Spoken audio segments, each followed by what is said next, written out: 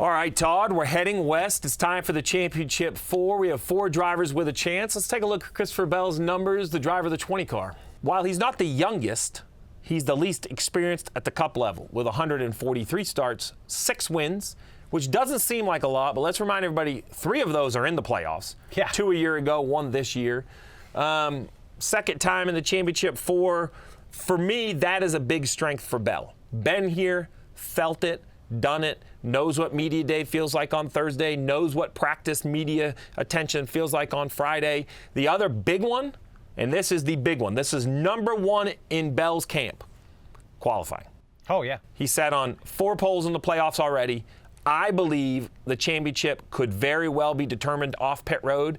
Pit stall 1 is an advantage. I think Bell qualifying in the playoffs have to be considered an advantage. And not only has Bell won 4 poles this year, outside of Talladega, Toyota's won every pole in the playoffs. That's a good stat. I'm a little disappointed I didn't have that in all these papers over here. Really? Yes.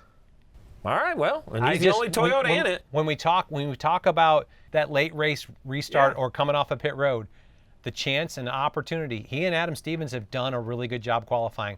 I think they could be a huge advantage to having pit stall 1. Concerns? I think the pit crew consistency. It's been a challenge for this program. And they swapped pit crews when they got to the playoffs, and this crew hasn't really done anything better than the crew before. Listen, I'm just going to put it on Joe Gibbs Racing as a whole. I'm sorry. Truex wasn't good. They made changes. They weren't good again. They've slipped from the 54 to the 20. The personnel moves all around. I'm just saying the pit department is the weakest part of Joe Gibbs Racing. There's one other fact that I think is the weakness. It just comes down to the numbers, and I don't know how else to say it, that Larson, Blaney, Bell, and Byron have been in 6 Phoenix races together.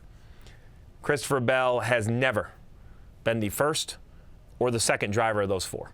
And last year, I would say he was probably the weakest of the championship 4. And the other piece I question is, with the 11 and 19 not making it through to the championship 4, is there an emotional letdown at JGR?